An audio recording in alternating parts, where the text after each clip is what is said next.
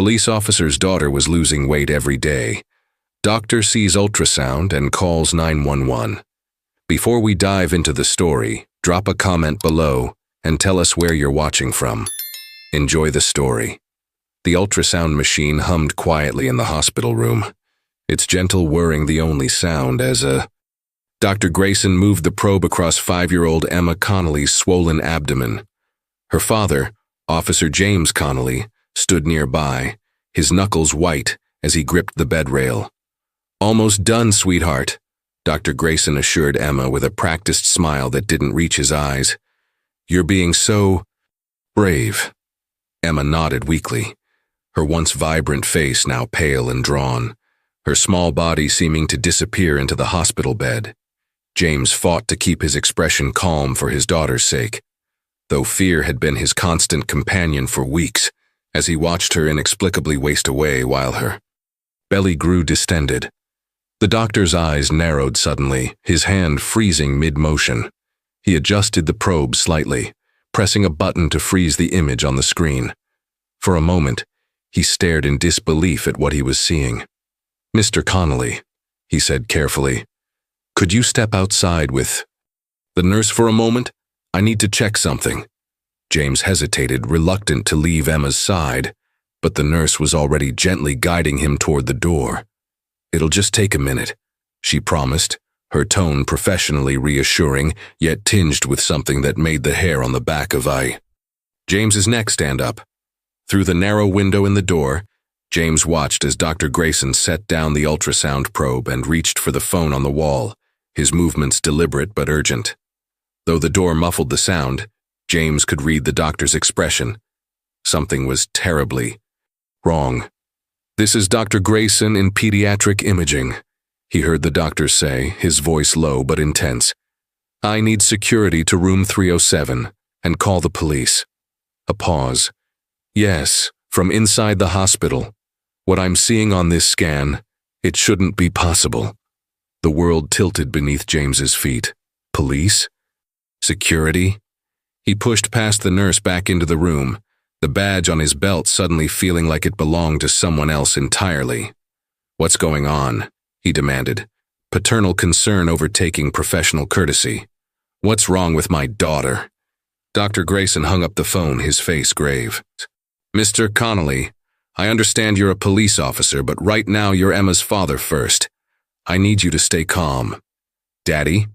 Emma's small voice called out, fear making it tremble. "Am I in trouble?"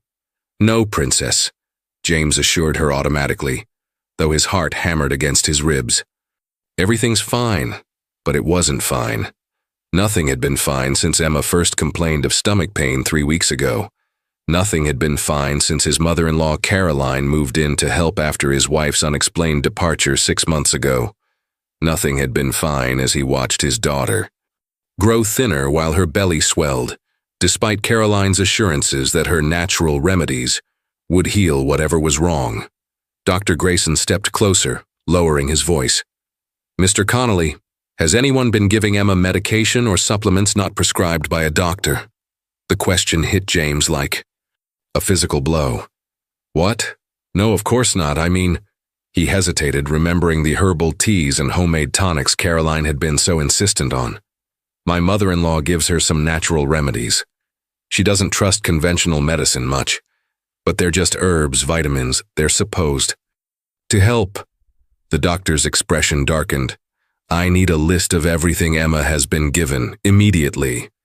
Before James could respond, the door opened and 2 security officers entered, followed by Caroline herself, her face a mask of concern that shifted to indignation at the sight of security. "What's happening here?" she demanded. "Emma needs to come home where I can take care of her properly." She reached for Emma's hand, but Dr. Grayson subtly moved to block her approach. "Mrs. Wilson, I need to speak with you about Emma's condition," Dr. Grayson said firmly. As Caroline began to protest, Emma's monitor beeped insistently. All eyes turned to the small figure on the bed, whose eyes had fluttered closed as her breathing became shallow. "She's crashing," Dr. Grayson called out, pressing the emergency button. "Get a trauma team in here now." And in that moment, as medical staff rushed into the room and James was pushed aside. The terrible truth began to dawn on him. The greatest danger to his daughter had been hiding in plain sight, disguised as love and care. The emergency response team worked with practiced precision as they stabilized Emma, their movements efficient yet gentle. James stood pressed against the wall, his police training suddenly useless in the face of his daughter's medical crisis. BP stabilizing, a nurse called out, heart rate returning to normal. Dr. Grayson nodded, relief briefly crossing his face before his professional mask returned. He turned to James as the additional medical personnel began to disperse, leaving just a monitoring nurse by Emma's bedside. She's stable now, he said quietly. But Mr. Connolly, we need to talk immediately about what I found on the ultrasound. Caroline stepped forward, inserting herself between them. As Emma's caregiver, I should be part of any discussion about her condition. Something cold and unfamiliar flickered in James's chest as he studied his mother-in-law. For months, she had been his lifeline after Sarah left, stepping in to care for Emma during his long shifts. But now, watching her almost possessive stance by Emma's bed, doubt crept in like a shadow. Mr. Connolly, Dr. Grayson said firmly, hospital security will stay with Emma. I need to speak with you privately. His eyes flicked to Caroline. Both of you, separately. In a small consultation room down the hall, Dr. Grayson pulled up Emma's scan on a monitor. This is your daughter's liver, he said, pointing to a section of the image. And these areas show severe malnutrition effects. But what's most concerning is this accumulation of fluid in her abdomen. What's causing it? James asked, his mouth dry. That's what's troubling me, Dr. Grayson replied. These symptoms suggest a condition called kwashiorkor, severe protein malnutrition, but it's extremely rare in developed countries except in cases of… He hesitated. Cases of what? James pressed. Medical neglect, Dr. Grayson finished, quietly. But there's more. The blood work shows traces of compounds we don't typically see. Compounds that suggest exposure to certain herbs and substances that can be toxic, especially to a child. James felt as though the floor had dropped away beneath him. Are you saying someone poisoned my daughter?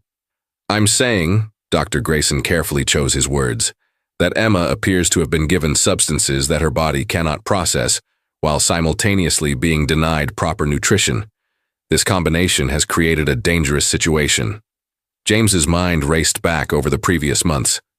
Caroline's insistence that Emma's symptoms were just detoxing, her strict control over Emma's diet, the herbal remedies she prepared in the kitchen while James worked double shifts.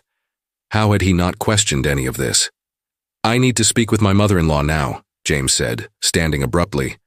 When Caroline entered the consultation room, her usual commanding presence seemed diminished under the harsh fluorescent lighting. Before Dr. Grayson could speak, she launched into a defensive monologue. These hospitals always jump to the worst conclusions, she said, arms crossed. Emma's body is simply clearing out toxins. The swelling is part of the healing process. If you'd let me continue her treatment at home… What treatment exactly, Caroline? James interrupted, his voice unnaturally calm. What have you been giving my daughter? Natural remedies passed down through generations. She replied, chin lifting. Cleansing herbs, immune boosters. Things to counteract all those vaccines and processed foods that poisoned her system in the first place. Dr. Grayson exchanged a glance with James. Mrs. Wilson, some of these natural remedies can be extremely harmful, especially in the doses. You doctors are all the same, Caroline cut him off, turning to James with pleading eyes. James, you know I'd never hurt Emma. I'm trying to save her from a medical system that doesn't care about actual healing. For the first time, James truly looked at the woman who had moved into his home 6 months ago. He saw not the supportive mother-in-law who had stepped in when he needed help most, but a stranger whose eyes burned with a fervor that chilled him to the bone. I think, James said slowly, you should wait outside while Dr. Grayson tells me exactly what Emma needs right now. As Caroline was escorted out by hospital security, James caught a glimpse of her expression, not concern for Emma, but indignation at being questioned. In that moment, as his daughter lay fighting for her life in a hospital bed, Officer James Connolly made a silent vow. He would discover the full truth, no matter how painful it might be. James sat beside Emma's hospital bed, watching the gentle rise and fall of her chest as she slept. The rhythmic beeping of monitors provided a strange comfort, each sound confirming his daughter was still fighting. A nurse had just finished adjusting her IV medications, explaining they were carefully reintroducing proper nutrition to avoid overwhelming her fragile system. "Daddy?" Emma's small voice broke through his thoughts. Her eyes fluttered open, clearer now than they had been in weeks. "I'm right here, Princess," James said, taking her tiny hand in his. "How are you feeling?" "My tummy doesn't hurt as much," she said. "Where's Grandma Caroline? She always gives me my special tea when I don't feel good." James felt his throat tighten. How could he explain to a 5-year-old that the special tea had been making her sick? That the grandmother she trusted had been the source of her suffering? "Grandma Caroline is talking with some other doctors right now," he said carefully. "The nurses here are giving you different medicine to help you feel better." Emma's face crumpled slightly. "But Grandma says hospital medicine is dangerous. She says it has the bad things in it." James felt a chill run through him. How deeply had Caroline's beliefs been instilled in his daughter? Before he could respond, Dr. Grayson entered with a folder in his hand and a grim expression. "Mr. Connolly, could I speak with you?" He glanced at Emma with a warm smile. "Nurse Jenny is going to come keep you company for a few minutes, Emma, okay?" In the hallway, Dr. Grayson handed James several printed pages. "These are the lab results from the substances we found in your home. The compounds in these remedies include several plants known to be toxic, especially to children. The most concerning is something called white snake root, which contains trematol, a powerful toxin." James stared at the papers, police training kicking in as he processed the evidence methodically. "You're saying these plants poisoned Emma?" "That, combined with severe malnutrition," Dr. Grayson confirmed. "Your mother-in-law appears to have been restricting Emma's protein intake while administering these herbal concoctions. The combination created the perfect storm for liver damage and fluid accumulation. But why would she—" James couldn't finish the sentence. "From my conversation with Mrs. Wilson," Dr. Grayson said carefully, "she genuinely believes she was helping Emma. She's convinced that conventional medicine is harmful and that these natural detoxification methods are the only true healing. It's a dangerous form of medical misinformation that we're seeing more frequently." "Has she been arrested?" James asked, his police officer instincts surfacing. "She's being evaluated by psychiatric services. The authorities want to determine her mental state before proceeding." Dr. Grayson paused. "There's something else you should know. We found correspondence in her personal effects, letters from your wife, Sarah." James felt as though he'd been struck. "Sarah? She's been in contact with Caroline all this time?" Dr. Grayson nodded solemnly. "It appears Mrs. Wilson has been telling your wife that Emma was being poisoned by modern medicine and that she was saving her. The letters suggest your wife has been staying with a relative, believing Caroline's claims that you were somehow complicit in harming Emma." James leaned against the wall, the foundation of everything he thought he knew crumbling beneath him. His wife hadn't simply abandoned them. She'd been manipulated into believing her daughter was in danger. Meanwhile, the real danger had been living in their home, serving special tea with a smile. "I need to find Sarah," James said, straightening with new resolve. "She needs to know the truth." James sat beside Emma's hospital bed, watching the gentle rise and fall of her chest as she slept. The rhythmic beeping of monitors provided a strange comfort, each sound confirming his daughter was still fighting. A nurse had just finished adjusting her IV medications, explaining they were carefully reintroducing proper nutrition to avoid overwhelming her fragile system. "Daddy?" Emma's small voice broke through his thoughts. Her eyes fluttered open, clearer now than they had been in weeks. "I'm right here, Princess," James said, taking her tiny hand in his.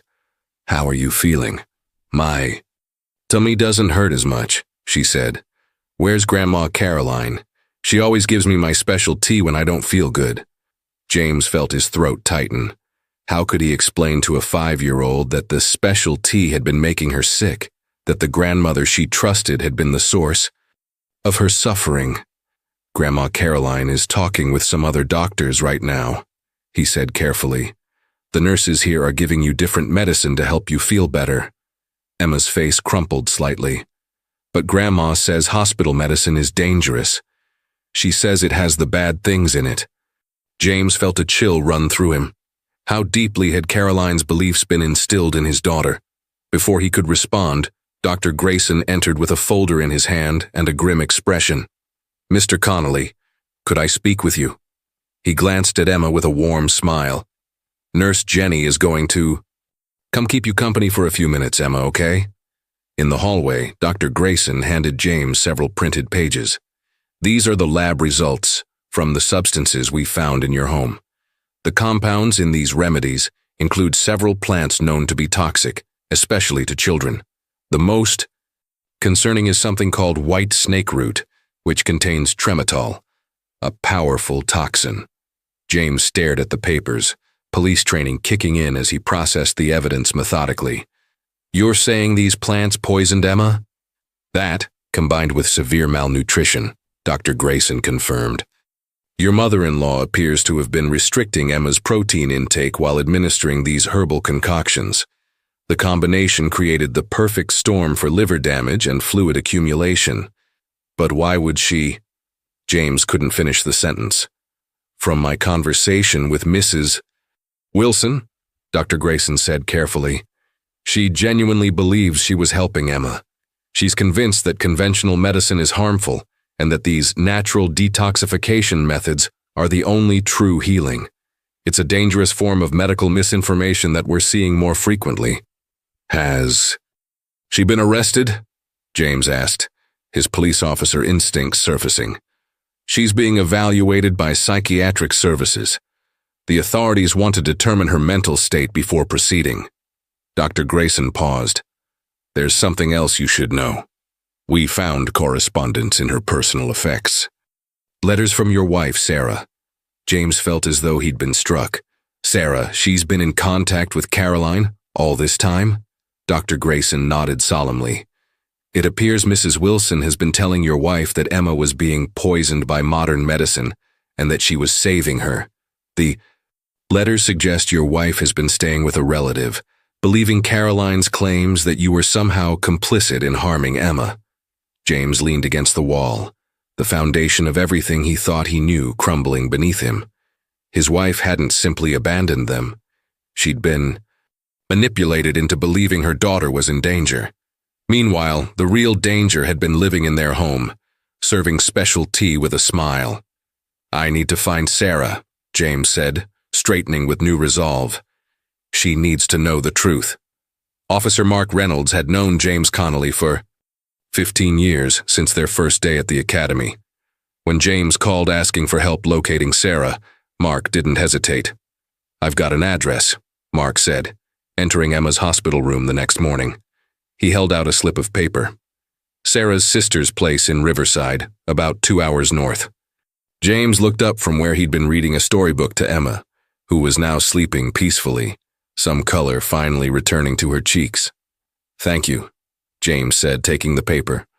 "I don't know how to repay you." Mark shook his head. "You'd do the same for me. How's our girl doing today?"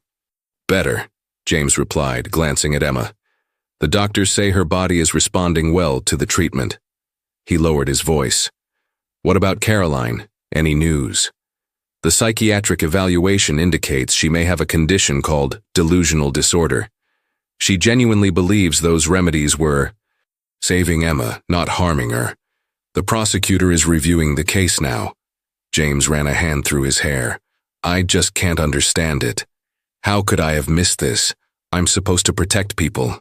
That's my job. And I couldn't even protect my own daughter." "Hey," Mark said firmly, "don't do that. To yourself. Caroline went to extraordinary lengths to hide what she was doing. You trusted family like anyone would. James nodded, though the guilt still weighed heavily. I need to speak with Sarah. Can you stay with Emma while I make the call? In the quiet of the hospital corridor, James dialed the number Mark had provided. His heart pounded as the phone rang. Hello? Sarah's voice, once so familiar, now almost strange after 6 months. Sarah, it's me. A long silence. James? How did you… Sarah, listen to me. Emma's in the hospital. She's been very sick. I know. Sarah's voice was tight with emotion. Mom told me. She said the doctors were making it worse, that you wouldn't listen to her about the toxins. That's not true, James interrupted, his voice steady despite the storm of emotions. Your mother has been poisoning Emma with herbal remedies. She's been giving her toxic plants and restricting her diet. Emma has severe malnutrition and liver damage. Another silence, longer this time. That's not possible. Mom wouldn't. The hospital has run tests on the substances she was giving Emma. It's all documented. Sarah, your mother needs help. She convinced you to leave because she wanted control over Emma's care. He heard a sharp intake of breath, then muffled sobbing. Is Emma going to be okay? Sarah finally managed. She's improving, but she needs her mother. She needs you, Sarah. I'm coming, Sarah said, her voice suddenly firm. I'll be there. Tonight. As James ended the call, he looked through the window into Emma's room, where Mark sat telling her a funny story that had her giggling weakly. His two worlds, police officer and father, had collided in the most painful way imaginable. But for the first time in 6 months, he felt a flicker of hope that his family might heal, even if the path forward would be difficult. James stood in the doorway of Caroline's bedroom, steeling himself for what he needed to do. Though Emma was improving and Sarah was on her way, he still needed answers.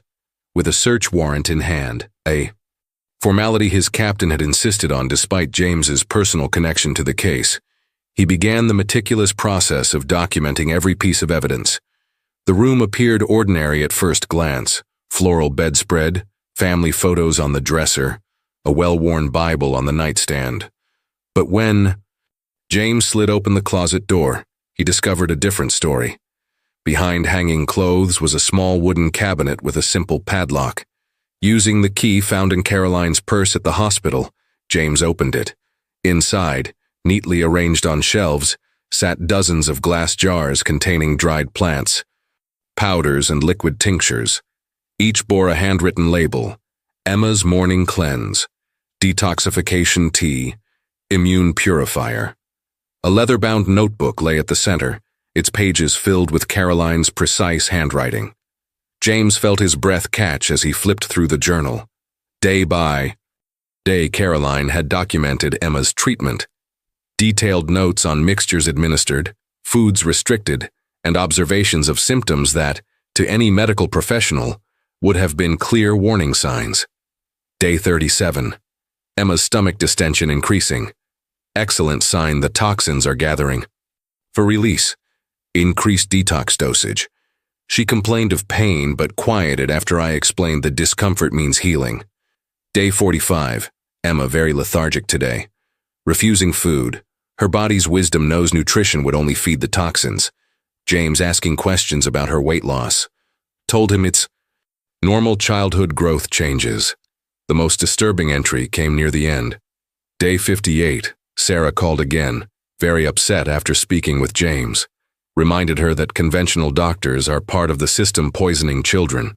Convinced her to stay away longer, her presence would only interfere with Emma's healing journey. Beside the journal sat a calendar marking Emma's progress, with small stars on days when new symptoms appeared.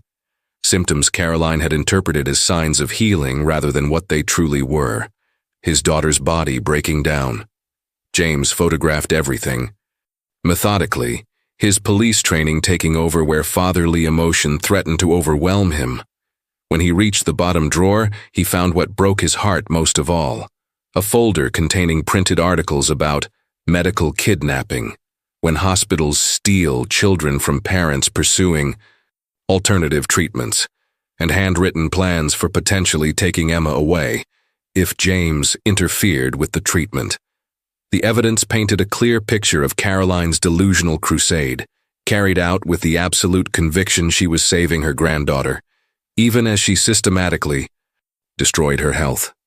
James closed the cabinet, evidence secured, and allowed himself one moment of grief for the grandmother Emma had loved and lost.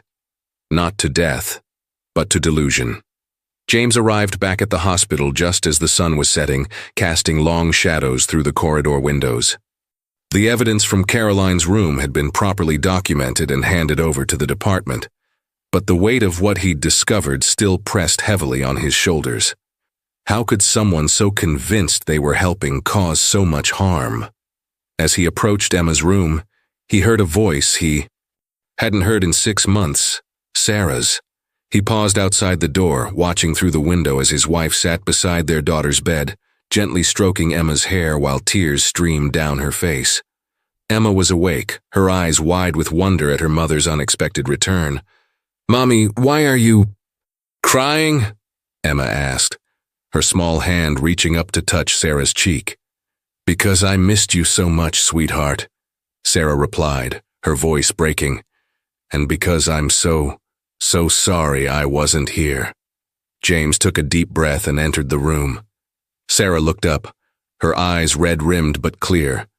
The moment hung between them.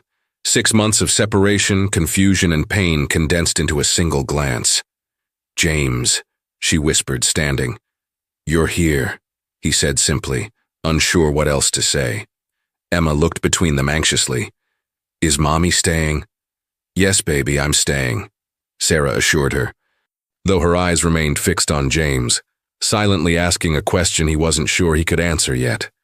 Dr. Grayson's arrival broke the tension. He nodded respectfully to Sarah. "Mrs. Connolly, I'm glad you could come. Emma's doing much better today. The doctor says I can have real food tomorrow," Emma announced proudly. "That's wonderful, Princess," James said, managing a smile for his daughter's benefit. Dr. Grayson motioned for both parents to join him in the hallway. Once outside, he updated them on Emma's condition. Her liver function was improving. The fluid in her abdomen was reducing. And with proper nutrition and care, she should make a full recovery. However, he added more solemnly, we need to discuss Caroline. The psychiatric evaluation confirms what we suspected. She suffers from a delusional disorder centered around medical conspiracy theories. She genuinely believes traditional medicine is harmful and that her remedies were saving Emma. Has she shown any recognition that she was wrong? Sarah asked, her voice small. Not yet, Dr. Grayson replied gently. People with this condition can be remarkably resistant to contradictory evidence. To her, Emma's improvement in the hospital would be despite our treatment, not because of it. Sarah covered her face with her hands. I can't believe I listened to her. She told me Emma was being exposed to toxins here, that James was allowing doctors to experiment on her. The things she described, they seemed so real. Your mother is very convincing, James said, more gently than he'd expected to. She had me believing Emma's symptoms were normal too, until it was almost too late. What happens now? Sarah asked, looking between James and the doctor. Legally, Caroline will likely be remanded for psychiatric treatment rather than criminal prosecution, Dr. Grayson explained. As for Emma, she'll need ongoing medical care and, he hesitated, and careful explanation about what happened in age-appropriate ways. Children often blame themselves in these situations. Sarah nodded, then turned. To James, her eyes filled with regret and uncertainty. And us? What happens to us now, James? Before he could answer, a nurse hurried toward them. Dr. Grayson, there's a situation. Mrs. Wilson has somehow checked herself out of psychiatric observation. Security can't locate her anywhere in the hospital. James felt a cold dread wash over him. She knows exactly where to find Emma. James rushed back to Emma's room with Sarah and Dr. Grayson close behind. Relief flooded through him when he saw Emma still safely in bed, watching cartoons. The nurse assigned to her looked up questioningly at their urgent entrance. "Has anyone been in this room?" James demanded, his police instincts fully engaged. "No one except staff," the nurse replied, concern crossing her face. "What's happening?" James quickly explained the situation while Dr. Grayson called hospital security to station someone. Outside Emma's room, Sarah sat beside Emma, trying to appear calm despite her racing heart. "Why is everyone acting so weird?" Emma asked, looking between her parents with growing anxiety. "Everything's fine, sweetheart," Sarah assured her, smoothing Emma's hair. "We just want to make sure you keep getting better." James stepped into the corridor to coordinate with security. The hospital was implementing a lockdown procedure for the pediatric floor, checking all visitors and restricting access points. As he spoke with the security team, his phone buzzed with a text message from an unknown number. "The doctors are poisoning her. I can save her. Meet me in the chapel. Come alone or I'll disappear with the real cure Emma needs." James showed the message to the security chief, who immediately dispatched officers to the hospital chapel while advising James to stay with Emma. "No," James said firmly. "Caroline won't show herself if she sees security. She trusts me, or at least she thinks she can convince me. I need to be the one to go." After ensuring additional security remained with Emma and Sarah, James made his way to the small chapel on the hospital's first floor. His hand hovered near his phone, ready to signal for backup. The chapel was dimly lit with only a few candles illuminating the simple altar. At first it appeared empty, but then a figure emerged from the shadows of the rear pew. Caroline looked nothing like the confident woman who had lived in his home. Her hair was disheveled, her eyes wide with a fervent intensity that sent a chill through James. In her hands, she clutched a small bottle of amber liquid. "James," she whispered urgently, "thank goodness you came. We don't have much time." "Caroline," he said evenly, maintaining his distance. "You need to return to the psychiatric unit. They're trying to help you." She shook her head vehemently. "They're part of it, James. The whole medical system, poisoning our children, making them dependent on pharmaceuticals. Emma was getting better with my treatments. The swelling meant the toxins were leaving her body." "Emma was dying, Caroline," James said, his voice firm but compassionate. "The swelling was her organs shutting down. The hospital has saved her life." "No." Caroline's voice rose sharply before she caught herself, glancing nervously toward the chapel door. "They've fooled you, too. But I have the final remedy here." She held up the bottle. "This will complete Emma's healing. Once she takes this, all the hospital poisons will be neutralized." James took a careful step forward, seeing the desperation in Caroline's eyes. This wasn't malice. This was a woman absolutely convinced she was fighting to save her granddaughter's life. "Caroline, I've seen the evidence," he said gently. "I found your journal, the calendar tracking Emma's symptoms. I know you believe you were helping her, but those treatments were making her sick." "No, that's not..." Caroline's hand trembled. "The journal shows her healing journey. Each symptom means the toxins are releasing." "The hospital tested your remedies," James continued, taking another step closer. "They found dangerous compounds, things that were damaging Emma's liver, causing malnutrition." "They're lying," Caroline insisted, but uncertainty flickered across her face for the first time. "They have to discredit natural healing. It threatens their control." "Emma is getting better now, Caroline," James said, close enough now to see tears forming in her eyes. "Real, measurable improvements. Her lab values are normalizing. The fluid in her abdomen is decreasing. She's gaining strength."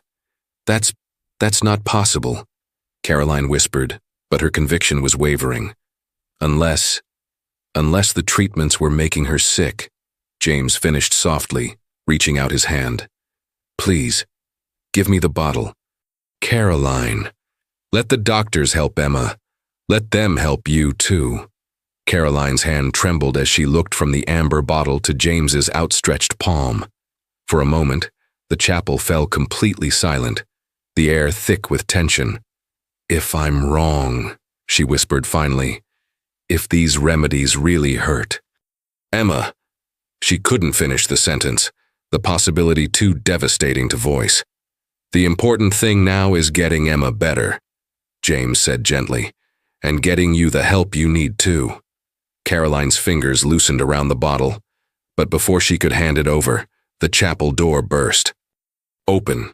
2 security guards rushed in, followed by a hospital administrator who had ignored James's request for privacy.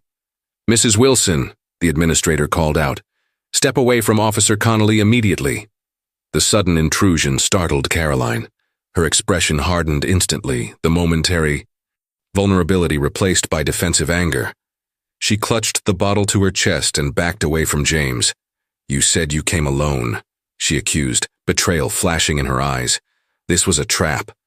"Caroline, no," James began, but it was too late. She darted toward the side exit, moving with surprising speed for her age. The security guards pursued her, but Caroline knew the hospital layout well from her many visits during Emma's treatments. James followed, frustrated by the administrator's intervention, just when Caroline had been ready to surrender. He spoke urgently into his radio, coordinating with hospital security to secure all exits while ensuring Emma remained protected in her room. As he rounded a corner, James caught a glimpse of Caroline's blue cardigan disappearing through a service door. He followed, finding himself in a narrow utility corridor. The fluorescent lights flickered overhead, casting strange shadows. "Caroline," he called out, "please, we can work this out." His voice echoed unanswered. The corridor branched in 3 directions. James chose the path leading toward the main building, reasoning that Caroline would try to reach Emma. As he hurried forward, his phone buzzed with a text from Sarah. "Emma asking for you. Everything okay here? Security outside door." Relief washed through him knowing Emma was safe. He texted back quickly, "Still looking for Caroline. Don't leave the room." Rounding another corner, James nearly collided with a hospital custodian who pointed down the hall. "Lady in a blue sweater, elevator, going up." James sprinted to the stairwell, taking the steps 2 at a time. Caroline was heading to the pediatric floor, to Emma. When he burst onto the 5th floor, he found the nursing station in commotion. A security alert had been triggered, and staff were checking each room. James rushed to Emma's room where the security guard still stood vigilant outside. "Has anyone tried to enter?" James demanded. "No, sir. Mrs. Connolly and Emma are still inside. Safe." James entered the room, finding Sarah reading a book to Emma, trying to maintain a sense of normalcy despite the tension evident in her shoulders. "Daddy," Emma brightened, "did you find Grandma?" Before James could answer, his radio crackled with an update. "We've located Mrs. Wilson in the hospital chapel. She never left. You should come see this, Officer Connolly." James exchanged a confused glance with Sarah. "Stay here," he said. "I'll be right back." Returning to the chapel, James found Caroline sitting quietly in the front pew, the amber bottle placed carefully on the altar before her. Tears streamed down her face as she stared at the small cross on the wall. "I prayed for guidance," she said without turning around, sensing James's presence. "I asked for a sign about what's true." Her voice broke. "And I remembered something. The first day Emma's stomach started swelling. She cried. She said it hurt after drinking my tea. I told her it was healing pain." She turned to face James, her expression transformed by a devastating realization. "What if I've been wrong about everything? What if I hurt my own granddaughter?" Caroline's words hung in the chapel air, heavy with the weight of terrible possibility. James sat beside her on the pew, careful to maintain some distance while still offering a presence of support. The amber bottle remained on the altar, its contents now recognized as a danger rather than salvation. "I only wanted to help her," Caroline whispered, her voice small and broken. "Everything I read, all those testimonials from other families, they said the medical establishment was hiding the truth about natural healing." "Where did you find this information?" James asked gently. "Online forums, alternative health websites." Caroline wiped at her tears. "They had such convincing stories, James. Children who were rescued from conventional medicine, parents brave enough to stand against pharmaceutical companies. I believed them completely. James nodded, understanding how powerful such narratives could be, especially to someone searching for answers. Caroline, the best thing you can do for Emma now is to cooperate with the doctors, both Emma's doctors and the ones who can help you. Caroline looked at him, her eyes clearer than they had been in months. Do you think she can ever forgive me? Emma loves you, James said truthfully, right now. She doesn't understand what happened. Someday, when she's older, she'll need to know the truth, that you were misled and genuinely thought you were protecting her. A gentle knock at the chapel door interrupted them. Dr. Grayson entered, accompanied by Dr. Eleanor Reed, the head of psychiatric services. Mrs. Wilson, Dr. Reed said kindly, I'm glad we found you. We'd like to continue our conversation from earlier, if that's all right. Caroline tensed momentarily, then nodded with resignation. Will I be arrested? James exchanged a glance with Dr. Grayson. The focus right now is getting you the help you need, James answered. The legal questions will come later, but your cooperation now will make a significant difference. As Caroline left with Dr. Reed, James handed the amber bottle to Dr. Grayson. She was going to give this to Emma. You should have it tested. Doctor. Grayson nodded gravely. How are you holding up, Officer Connolly?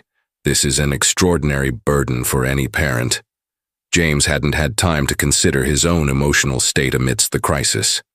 I'll be fine, he said automatically, though the exhaustion was beginning to catch up with him. My focus is Emma. And Sarah? Dr. Grayson asked carefully. Her return complicates an already difficult situation. James sighed, running a hand through his hair. I honestly don't know where we stand. 6 months is a long time to be apart, especially under these circumstances. Perhaps this family crisis, painful as it is, offers an opportunity for healing on multiple levels, Dr. Grayson suggested. Back in Emma's room, James found Sarah sitting alone beside the bed. Emma had finally fallen asleep, her small chest rising and falling peacefully. Where's Caroline? Sarah asked as James entered. With the psychiatric team, she had a moment of clarity, recognized that she might have been wrong. James sat in the chair opposite Sarah, Emma's bed between them like a bridge and a barrier all at once. She placed the bottle on the altar and was asking for forgiveness. Sarah's eyes filled with tears. How did we get here, James? How did I believe her when she said Emma was in danger from you and the doctors? My own mother manipulated me into abandoning my family. She manipulated all of us, James said softly. Me into thinking Emma's symptoms were normal childhood issues. You into thinking I was neglecting her medical needs. Even Emma convincing her that pain meant healing. Sarah reached across the bed, her hand extended halfway. Can we find our way back from this? James looked at his wife's outstretched hand, remembering all they had once been to each other. All. They had lost, and possibly what they might rebuild. He thought of Emma, who needed both her parents united and strong. Slowly, he reached across their sleeping daughter and took Sarah's hand. I don't know, he answered honestly. But for Emma's sake, and maybe for ours, I think we have to try. 3 weeks later, Emma sat in a wheelchair by the hospital window, watching snowflakes drift lazily from a gray December sky. Her condition had improved remarkably. The dangerous fluid buildup had resolved. Her liver function tests were approaching normal ranges, and she had regained some of the weight she'd lost.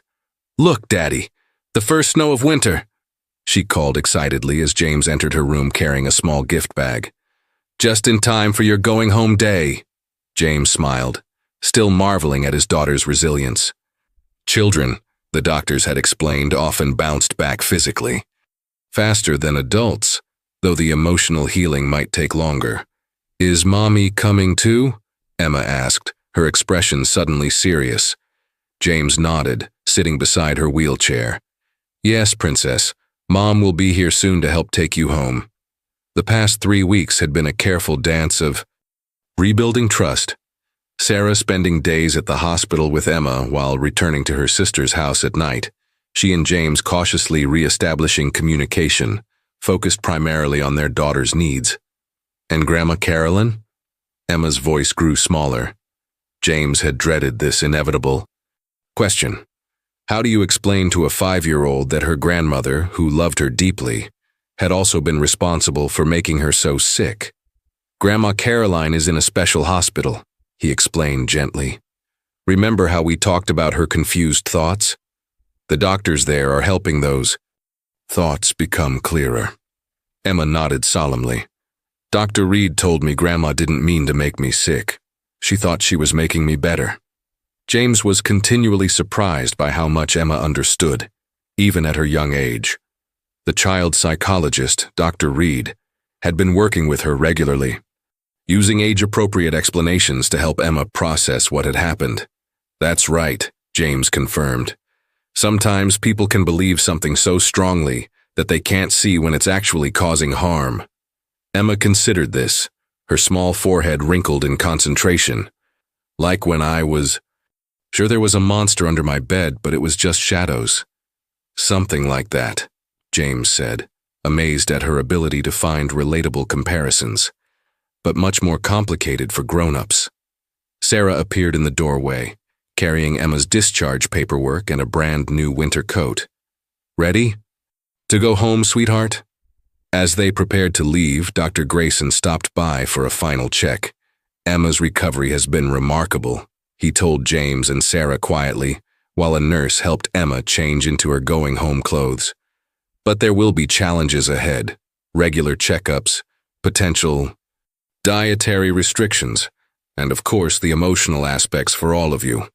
We'll face them together, Sarah said, glancing at James with cautious hope in her eyes.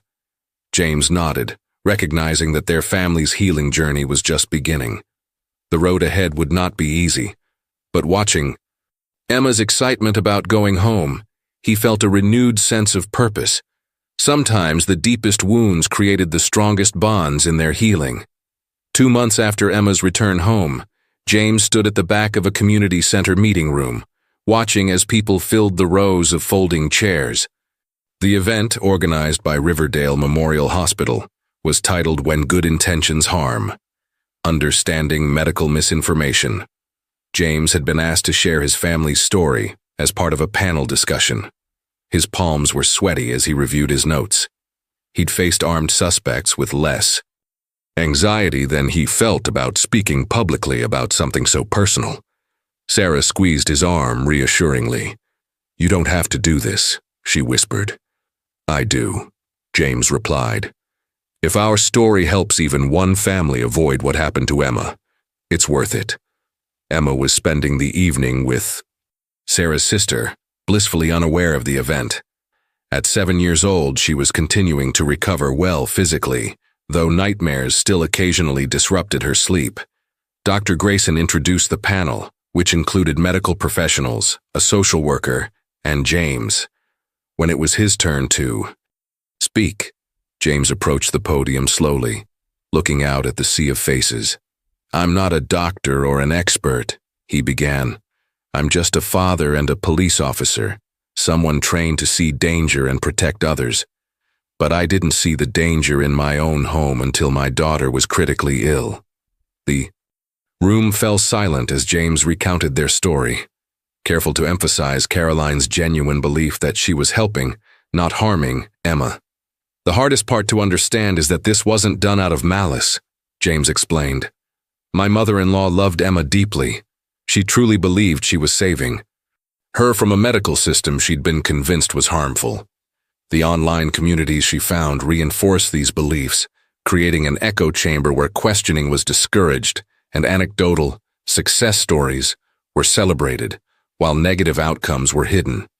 As he spoke, James noticed a woman in the third row dabbing at tears. Something in her expression, a mix of recognition and fear, caught his attention. After the formal presentation, while Sarah spoke with Dr. Grayson, the woman approached James hesitantly. Officer Connolly, she said softly, thank you for sharing your story. I think my sister might be doing something similar with my nephew. He's been losing weight, and she keeps talking about detoxification and refusing to take him to regular checkups. James felt a chill of recognition. How long has this been happening? A few months. I've been worried, but I didn't know what to do. I was afraid of overreacting or damaging our relationship. James nodded, understanding. Would you be willing to speak with Dr. Grayson? There are resources that can help your sister and protect your nephew. As he introduced the woman to Dr. Grayson, James realized that in sharing their family's painful journey, they had already begun to fulfill the purpose that had emerged from their suffering, breaking the silence around well-intentioned harm and perhaps preventing another child from enduring what Emma had. Daddy, why do we have to see Grandma Caroline today? Emma asked from the back seat, her voice small but steady. 6 months had passed since her hospitalization, and this would be their first supervised visit with Caroline at the residential treatment facility. James met Sarah's eyes briefly before answering. They had prepared for this question with Emma's therapist, but the reality of the moment still felt overwhelming. Remember how we talked about Grandma being in a special hospital to help with her confused thoughts? James explained, keeping his tone gentle. The doctors think she's doing better now, and she really wants to see you. Will she try to give me special tea again? Emma asked, the directness of her question catching both parents off guard. No, sweetheart, Sarah assured her. Grandma understands now that those remedies were making you sick, not helping you. That's part of why she's been getting special help. The treatment center was a peaceful place with gardens and large windows that let in abundant natural light. Dr. Reed, who had been working with both Emma and Caroline, met them in the lobby. Caroline has made remarkable progress, she explained. She's begun to recognize how medical misinformation influenced her thinking, though this process is ongoing. Today's visit is an important step for everyone's healing. In a bright visiting room with comfortable furniture and children's books, Caroline waited nervously. When Emma entered, Caroline remained seated, respecting the boundaries they had established. Her eyes filled with tears at the sight of her granddaughter, healthy and vibrant again. Hello, Emma, she said simply. Emma studied her grandmother carefully, then approached with cautious steps. Hi, Grandma. Dr. Reed says your brain is getting better. A surprised laugh escaped Caroline. That's good way to put it, she agreed. My thoughts were very mixed up before, and I made some big mistakes that hurt you. I'm so sorry, Emma. The doctors fixed me, Emma said matter-of-factly. Are they fixing you too? Caroline nodded, glancing at James and Sarah, who stood watching the interaction. Carefully. They're helping me understand what happened and why I believed things that weren't true. Emma considered this, then reached into her small backpack and pulled out a drawing. I made this for you, she said, handing it to Caroline. The picture showed stick figures of their family, including Caroline standing together outside a house. Above them, Emma had written in careful letters, My family is getting better. Caroline's hands trembled as she accepted the drawing. Thank you, Emma. That's my wish, too. As Emma settled in to read a book with her grandmother, James and Sarah stepped back, watching this first tentative step toward reconciliation. The wounds were still fresh, trust still fragile, but in Emma's simple drawing lay a profound hope, not for a return to what was, but for something new to grow from the ashes of what had been broken. She's so much wiser than we give her credit for, Sarah whispered. James nodded, watching his daughter's resilience with wonder. She's teaching us how to forgive, he replied softly, even when we're not sure we're ready. 1 year after Emma's hospitalization, James stood at the front of a police academy classroom facing 25 attentive officers. The presentation board behind him displayed photos of children affected by medical misinformation, their identities protected, but their stories preserved. As first responders, you're often the earliest outside observers in a family crisis, James explained. Today's training will help you recognize warning signs of medical neglect that may be disguised as alternative care. This specialized training program had been James's creation, developed in partnership with Dr. Grayson and the Child Protection Services. What had begun as a single community talk had expanded into a formal curriculum now being adopted by police departments across the state. During a break, Captain Reynolds approached James. "The commissioner called this morning. They want to expand the program statewide." James nodded, feeling a sense of purpose that had emerged from his family's suffering. "I never imagined our experience would lead to this." "How's Emma doing?" Reynolds asked. James smiled, pulling out his phone to show a recent photo. "She's thriving, still has regular checkups, but the doctors are amazed at her recovery." The photo showed Emma beaming at her 7th birthday party, her face healthy and full. No trace of the dangerously ill child she had been a year ago. Sarah stood beside her, helping with the cake, their relationship slowly healing as they rebuilt their family one day at a time. What James didn't mention was the ongoing challenge of balancing their family's needs with Caroline's recovery. She remained in a supervised living facility, making steady progress but still vulnerable to occasional relapses into conspiracy thinking when stressed. Their visits were carefully structured, with Emma's well-being always the priority. After the training, James drove to pick up Emma from school. As he waited in the car line, his phone rang. Dr. Reed calling from Caroline's treatment center. "Officer Connolly," she began, her tone professionally neutral. "I wanted to update you before your scheduled visit tomorrow. Caroline has experienced a significant breakthrough. We showed her the educational video you created about Emma's case, and for the first time she was able to watch it completely, without defensive reactions." James felt his throat tighten. They had been waiting for this moment, when Caroline could truly face what had happened without the protective shield of denial. "How is she now?" he asked. "Processing deep grief," Dr. Reed replied honestly, "but it's a necessary step toward genuine healing. She's asking if you might come alone first, before bringing Emma." As Emma bounded toward the car, backpack bouncing, James made a quick decision. "Tell her I'll be there tonight." This journey of healing wasn't following a straight line. It looped back on itself, sometimes retreating before advancing. But watching Emma climb into the car, chattering excitedly about her day, James knew that every difficult step was worth taking. 1 year after Emma's hospitalization, James stood at the podium in the Riverdale Community Center, facing a room packed with officers from departments across the state. His presentation, recognizing medical neglect disguised as alternative care, had become part of official training for law enforcement and child protective services. "The signs can be subtle," James explained, clicking through slides showing warning signs they'd missed with Emma. Weight loss explained away as detoxing, isolation from regular medical care, extreme dietary restrictions, presented as healing protocols. As officers, we're trained to notice when something doesn't feel right, but when it happens in our own homes or with people we trust, those instincts can be muted. After the presentation, Captain Rodriguez approached James.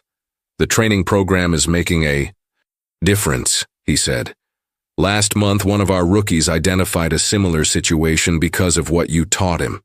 The child is getting proper medical care now." James felt a complex mix of emotions, satisfaction that their painful experience was helping others, alongside the lingering guilt that he hadn't recognized Emma's danger sooner. At home that evening, Sarah was preparing dinner while Emma sat at the kitchen table drawing. Their house felt different now, warmer somehow, despite all they'd been through. Sarah had moved back home 6 months ago, their marriage slowly healing alongside. Emma's recovery. "How was your presentation?" Sarah asked, stirring a pot of soup, Emma's favorite. "Good," James replied. "Rodriguez says it's making a difference." Sarah nodded thoughtfully. "Mom called today. Her doctors think she might be ready for day passes soon." James tensed slightly. Caroline's recovery had been gradual but significant. Under careful treatment, she had slowly recognized how conspiracy theories and medical misinformation had warped her thinking. Regular supervised visits with Emma had gone well, but the idea of Caroline having more freedom still triggered James's protective instincts. "What do you think about that?" he asked carefully. Sarah set down her spoon. I think we take it one step at a time. Keep the visits supervised. Establish clear boundaries. She paused. Emma asks about her every day. They both glanced at their daughter, who was humming softly as she colored. Despite everything, Emma's capacity for love and forgiveness remained intact, a reminder to both parents of what truly mattered. I got an interesting call today, James said, changing the subject. Remember that woman from the first community meeting? The one worried about her nephew? Sarah nodded. She started a support group for family members concerned about loved ones falling into medical misinformation. She's asked if we'd consider speaking at one of their meetings. What did you tell her? Sarah asked. That I'd talk to you about it, James replied. It's your story too, yours and Emma's. Sarah was quiet for a moment. A year ago, I couldn't have imagined discussing this publicly. I was too ashamed that I'd been manipulated into leaving my family. She looked at Emma, then back at James. But if it helps others, I think we should do it together. Emma looked up from her drawing. Are you talking about Grandma Caroline? James and Sarah exchanged glances, still navigating how much to share with their daughter. We're talking about helping other families who had confusing experiences like ours, James explained carefully. Emma nodded sagely. Dr. Reed says sharing our story helps the sad feelings get smaller. Out of the mouths of babes, James thought. Their daughter, who had suffered most directly from Caroline's misguided care, somehow understood the healing power of breaking silence better than any of them. 2 years to the day after Emma's hospitalization, the Connolly family stood together outside Riverdale Memorial Hospital. The morning sun cast a golden glow across the new sign being unveiled. The Emma Connolly Center for Family Education and Support.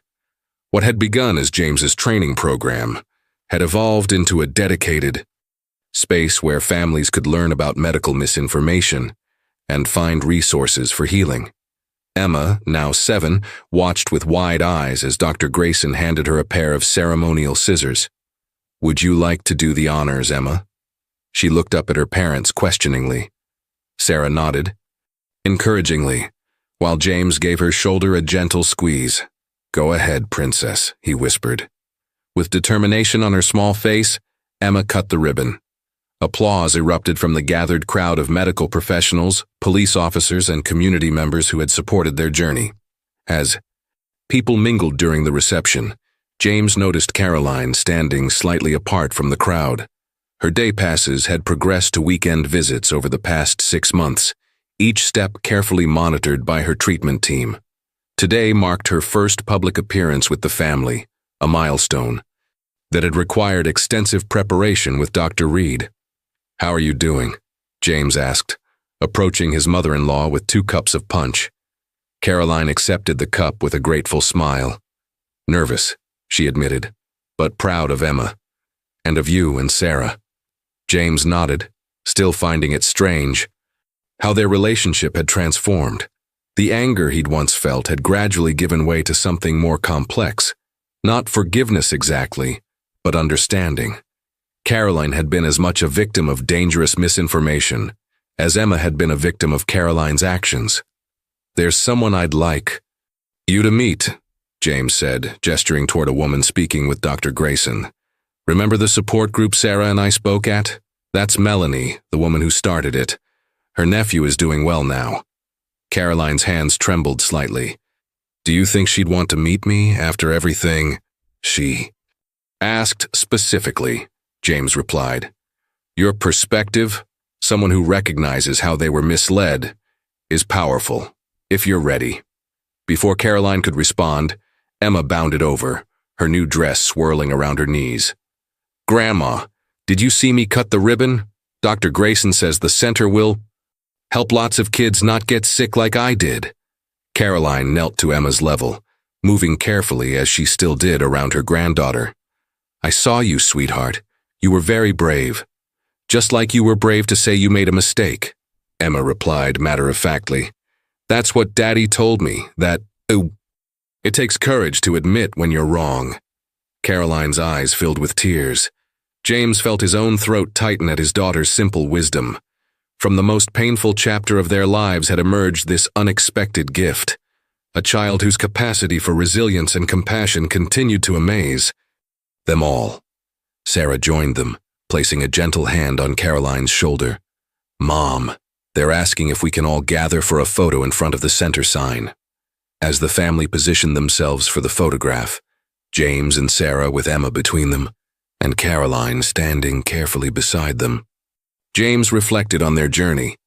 The center behind them wouldn't erase what had happened, but it transformed their private pain into public purpose. Through education and awareness, other children might be spared what Emma had endured. "Everyone smile," called the photographer. And they did. Not with the carefree joy of those untouched by adversity, but with the hard-won smiles of a family who had walked through darkness and emerged, changed but intact, into the light. 5 years after Emma's hospitalization, James stood at the back of a crowded auditorium, watching with pride as his 10-year-old daughter approached the podium. Though still small for her age, a lingering effect of her early malnutrition, Emma carried herself with remarkable confidence. The audience at the National Conference on Medical Misinformation fell silent as she adjusted the microphone. "My name is Emma Connolly," she began, her clear voice carrying throughout the room. "When I was 5, I almost died because someone who loved me very much believed things that weren't true about medicine." James felt Sarah's hand slip into his. Together they watched their daughter share her story, not with anger or blame, but with the simple clarity that had become her trademark. "My grandmother thought she was saving me," Emma continued, "but she was confused by false information. Today, she helps other grandparents and parents learn how to tell what's real medicine and what's not." In the front row, Caroline listened with tears streaming down her face. After 3 years of intensive therapy, she now worked part-time at the center named for her granddaughter, sharing her painful journey from believer to victim of medical misinformation.